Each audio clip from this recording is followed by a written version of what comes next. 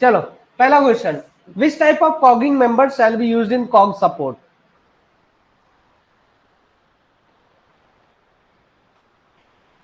कॉग support में कौन सा कॉगिंग मेंबर यूज किया जाता है?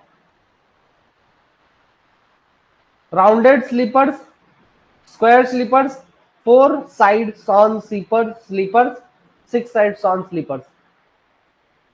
तो option number B C is the right answer, four side sawn sleepers. Next question, question number 2, इसमें पक्का तुक्का मारोगे सबके सब। At least how many cog supports shall be provided at every necessary crack in the roof?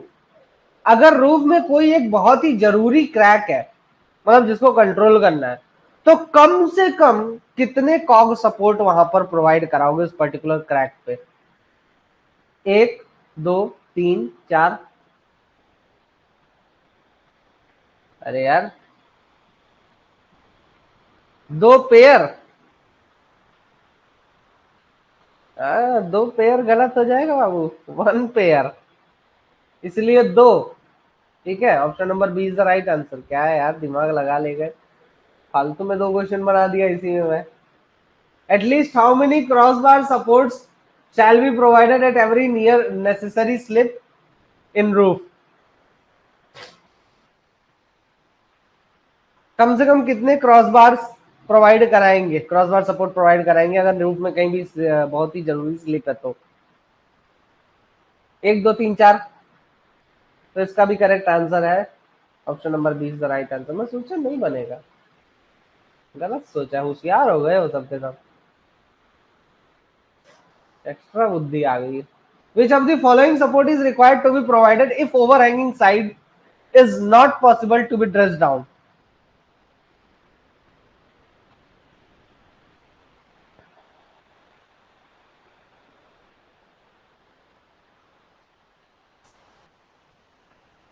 गलती हो गई।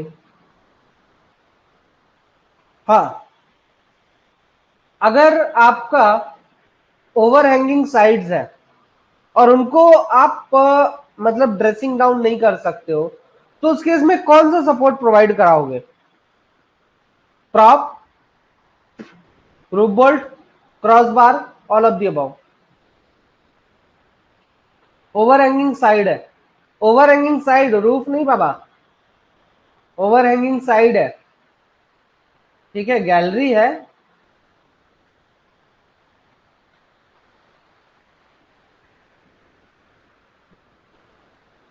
अब इसको गिरा पाना पॉसिबल नहीं है, ठीक है, इस टाइप से कुछ है, इसको गिरा पाना पॉसिबल नहीं है, तो इसको कुछ सपोर्ट देना पड़ेगा। तो क्या सपोर्ट दोगे? तो option number A is the right answer. क्या लगाते हैं हम? स्टे प्रॉप्स लगाते हैं। क्या लगाते हैं? Stay props. ठीक है, या फिर कोई दूसरा सपोर्ट और अदर सपोर्ट। अब अदर सपोर्ट में आपका रूफ वाला छोड़ के जो भी साइड से सपोर्ट कर सके, जो भी क्या कर सके, साइड से सपोर्ट कर सके, उस टाइप के सपोर्ट्स का इस्तेमाल करिए। जैसे प्रॉप हो गया, कॉग सपोर्ट हो गया, इस टाइप का सपोर्ट्स का इस्तेमाल करिए।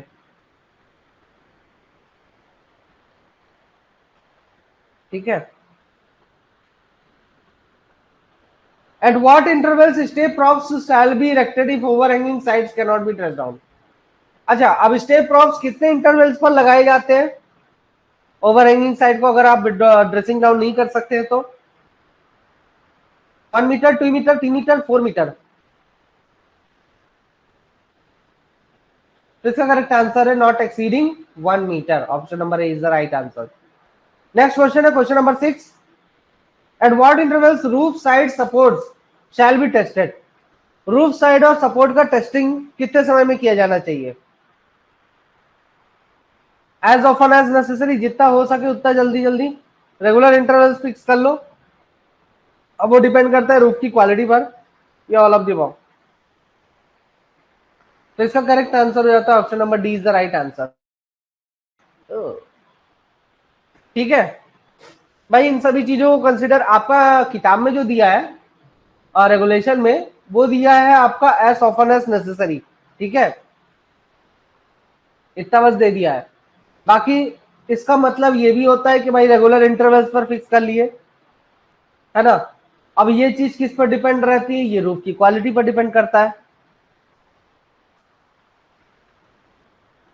माइंड लेजिस्लेशन करके एक बुक आई है मार्केट में, नई बुक है, अच्छी बुक है, उसमें भी दिया हुआ है ना, तो देख सकते हैं, मैनिंगहम के ऐप पे अवेलेबल है।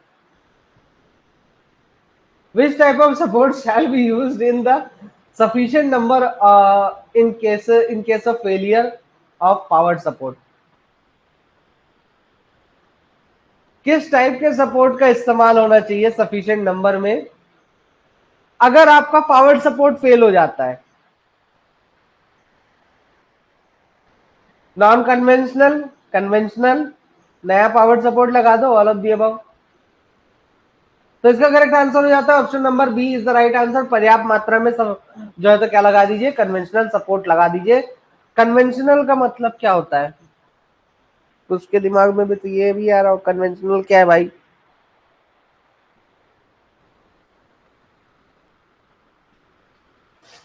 What is the meaning of conventional?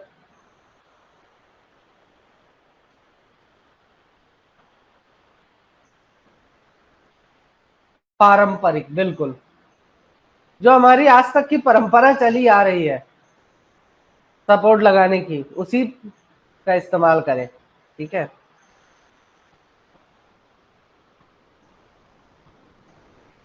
Question number 8, who shall prepare the standing orders for the withdrawal of supports? ए अमिताभ बच्चन बनने की जरूरत नहीं है।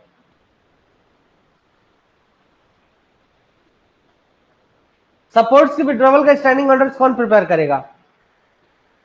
Honour, agent, manager, all of the above?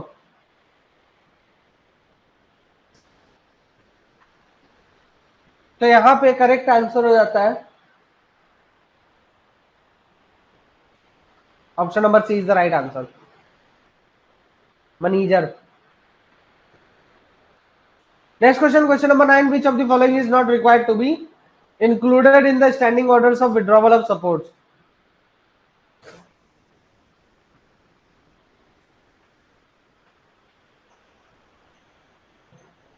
अच्छा, जो विड्रॉवल ऑफ सपोर्ट्स का स्टैंडिंग ऑर्डर प्रिपेयर किया गया है उसमें कौन सी चीज इंक्लूड करना जरूरी नहीं है?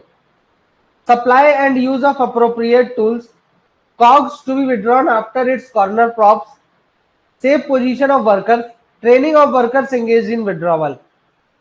तो इसका करेक्ट आंसर हो जाता है option number B is the right answer. भाई साहब, यहाँ पे आफ्टर की जगह बिफोर होना चाहिए था कि कॉर्नर प्रॉप्स के पहले हम कॉग्स को विड्रॉ करते हैं, लेकिन यहाँ पे आफ्टर बोल रहा है। आदित्य क्या हो गया भाई, गलत क्यों दे रहा है answer?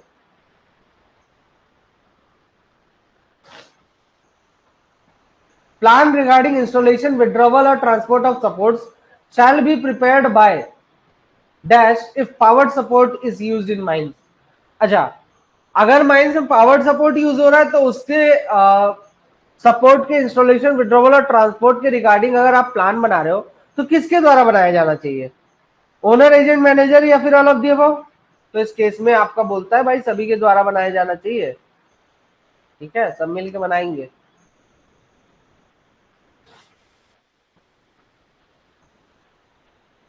Who shall approve the support plan? Support plan किसके द्वारा अप्रूव किया जाएगा? Chief inspector, regional inspector, district magistrate, IBM? इसका करेक्ट आंसर हो जाता है option number B is the right answer, ठीक है, रीजनल इंस्पेक्टर के द्वारा अप्रूव किया जाता है। Next question, question number 12, to which of the following places rules for setting और withdrawal of supports is not required to be applicable?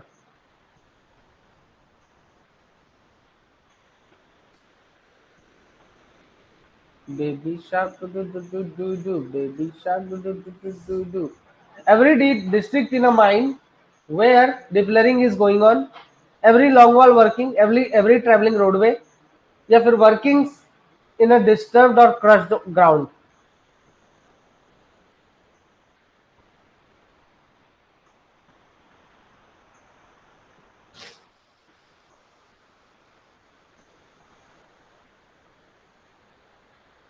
Travelling roadway में आपका सेटिंग और विड्रॉवल ऑफ सपोर्ट का जो रूल आपने बनाया है वो जरूरी नहीं है कि उसके लिए बनाया जाए पर्टिकुलरली, ठीक है। तो option number B, sorry, C is the right answer. आपका दिया भी हुआ है बुक में कि आपका जो भी डिप्लरिंग डिस्ट्रिक्ट है ना, या जहाँ पे डिप्लरिंग का काम चल रहा है, या लॉन्ग वॉल वर्किंग में कहीं पर भी किसी भी पोजीशन में, ठीक है, या फिर ऐसी जगह पर जहाँ पे आपका डिस्टर्ब्ड एरिया है या क्रस्ड ग्राउंड है, तो वहां के लिए पर्टिकुलरली आपको क्या करना है कि किस प्रकार से, चूंकि खतरा तो वही है भाई, ट्रैवलिंग रोडवे में खतरा नहीं है आपको, लेकिन डिप्लरिंग एरिया हो गया, डिस्टर्ब्ड या क्रस्ड ग्राउंड वाला एरिया हो गया, लॉन्ग वॉल में कंटिन्यूसली आपका चलता रहता है फेस, तो ऐसी जगह पर आपको, या फिर फेस हो गया आपका, है ना, फेस के 10 मीटर के भीतर का जो जगह है, फेस के 10 मीटर के भीतर का जो जगह है, तो ऐसी प्लेसेस जहां पे थोड़ा हाई रिस्की होता है सपोर्ट लगाना भी और सपोर्ट विड्रॉ करना भी, तो ऐसी जगहों के लिए जो है तो हम अलग से रूल्स बनाते हैं, प्लान्स बनाते हैं, ठीक है। अब आपने कहीं ट्रेवलिंग रोड में बना के रखा है, सब कुछ स्टेबल है, तभी तो उसको ट्रेवलिंग रोड में बना के रखा है, कोई दिक्कत नहीं है, कोई रूफ फॉल वगैरह नहीं होना है, तो इसीलिए तो उसको ट्रैवलिंग रोड में बना के रखा, नहीं तो क्यों बना के रखते जी।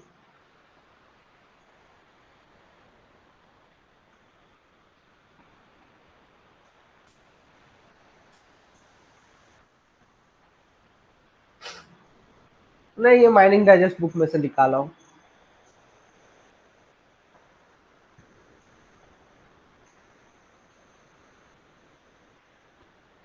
अगला, हाउ मेनी डेज बिफोर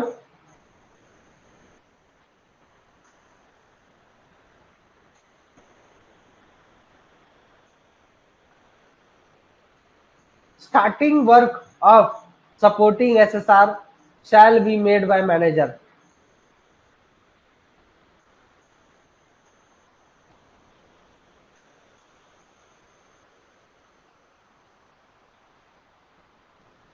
कितने दिन पहले एसएसआर बनाया जाएगा, मतलब सपोर्ट लगाना स्टार्ट करने के कितने दिन पहले मैनेजर के द्वारा एसएसआर में बनाया जाएगा? 7 दिन, 15 दिन, 30 दिन, 60 दिन। तो इसका करेक्ट आंसर हो जाता है option number C is the right answer. Next question, question number 14, which of the following distance is not required to be specified in SSR? अच्छा, एसएसआर में कौन सा डिस्टेंस जो है तो बताना जरूरी नहीं है?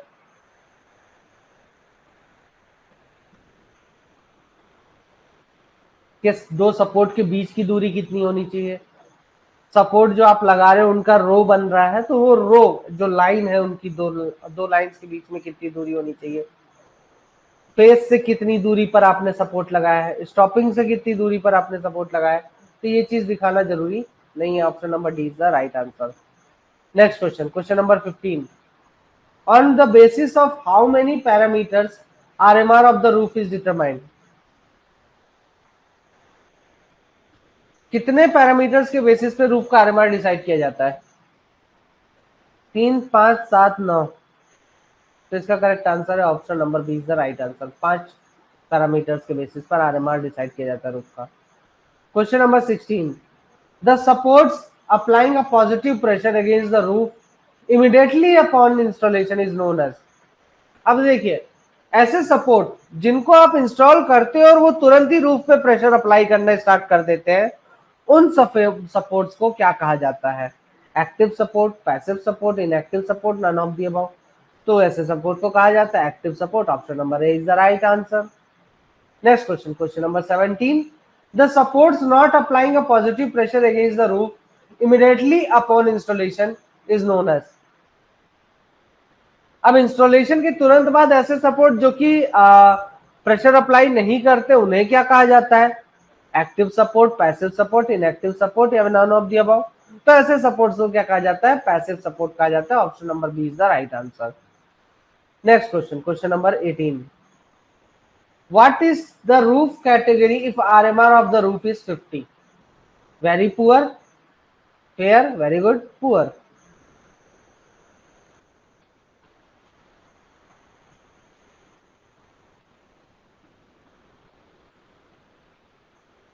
तो इसका करेक्ट आंसर हो जाता है option number B is the right answer. ठीक है, अब नंबर ऑफ बोल्ट्स वाला मैंने क्वेश्चन कल करवा दिया था। बहुत पहले किसी एक लड़के ने फोन करके बताया था कि आपने जो बुक में लिखा है नंबर ऑफ बोल्ट्स पर मीटर स्क्वायर नोट्स में, तब तो बुक नहीं आई थी, गलत लिखा हुआ है। तो वो गलत नहीं है, वो सही है। ठीक है,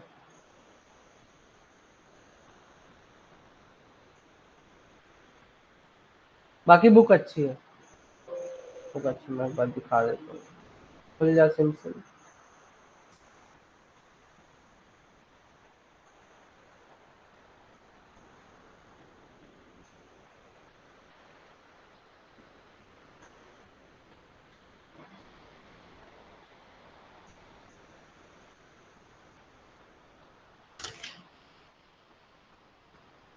सर्कुलर में आपका ज्यादा कुछ दिया नहीं है सपोर्ट से रिलेटेड, मैं चेक कर लिया था कल।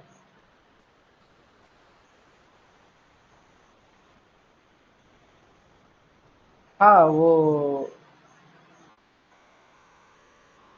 ठीक कराना ही है।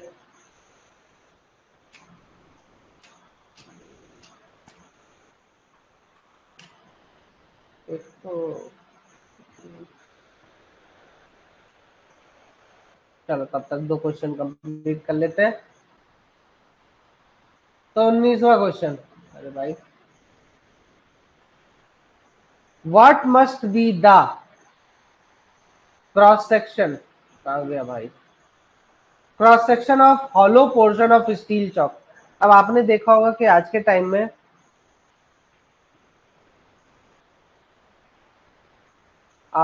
जो है तो लकड़ियों का इस्तेमाल करने की जगह स्टील के जो है तो स्क्वायर शेप के स्टील का इस्तेमाल किया जाता है चॉक सपोर्ट बनाने के लिए, है ना। पहले कॉग होता था, लकड़ियों का इस्तेमाल होता था, अब स्टील वाला ही लगा देते हैं सीधे, इस टाइप से कुछ होता है।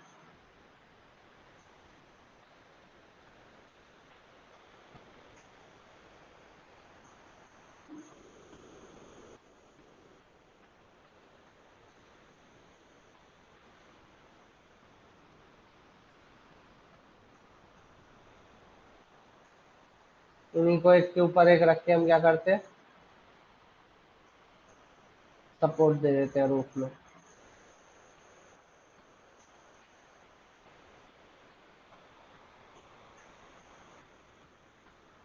इसको इंस्टॉल करना भी ज्यादा आसान है।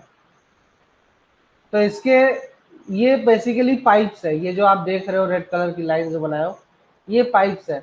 और ये जो रेलिंग में पाइप यूज होता है, घर वगैरह में बहुत से यूज होता है, तो अंदर से खोखला होता है। तो ये जो खोखला एरिया है, ये खोखले एरिया का जो हॉलो स्पेस है, हॉलो पोर्शन है, इसका एरिया कितना होना चाहिए, क्रॉस सेक्शन कितना होना चाहिए। 4.2 mm into 4.2 mm, 5.2 mm into 5.2 mm, 6.2 mm into 6.2 mm, या फिर 7.2 mm इंटू 7.2 mm। ठीक है, तो इसका करेक्ट आंसर हो जाता है option number D is the right answer. Next question, question number 20,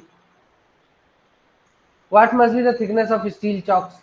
steel chalks की थिकनेस कितनी होनी चाहिए।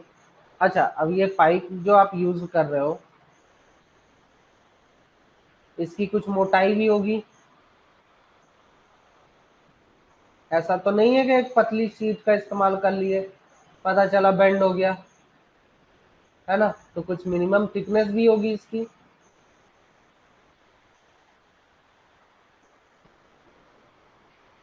ये बताइए मिनिमम थिकनेस कितनी होनी चाहिए। 3.2, 4.6, 4.8 या 5.4 mm। तो इसकी मिनिमम थिकनेस जो है आपका, कहा 3.2 mm दिया है जी।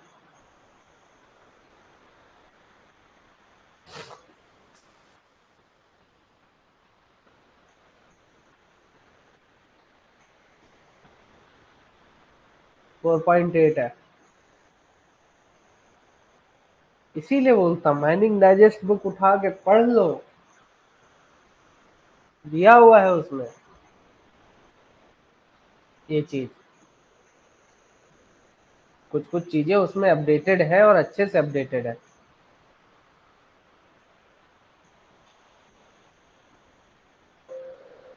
लेकिन नहीं, सुनना ही नहीं है।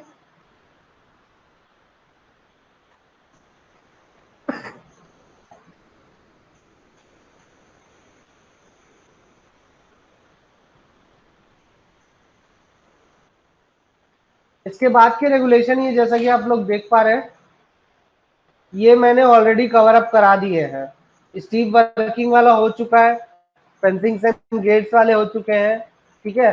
तो ये रेगुलेशंस आपके ऑलरेडी कवर हो चुके हैं। स्टीव वर्किंग मतलब कि आपका जो वर्किंग एट हाइट वाला पोर्शन था, उसमें स्टीव वर्किंग, ट्रैवलिंग रोडवे, ये सारी चीजें हो चुकी हैं ऑलरेडी, ठीक है। तो वहां से आप कवर अप कर सकते हैं।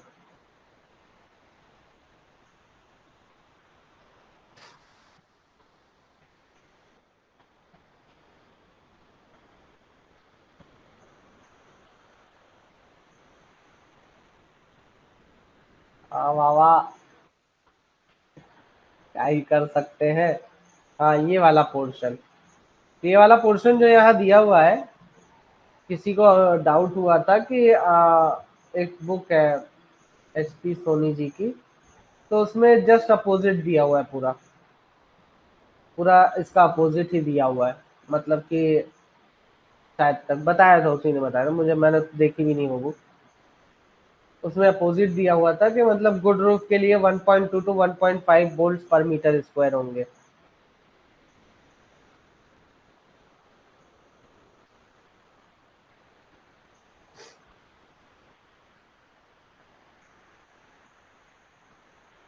तो इसमें नहीं होता है।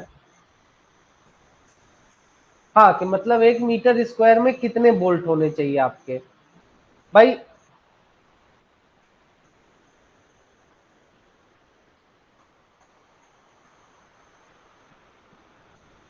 मेरा उसके हिसाब से, नए सर्कुलर के हिसाब से।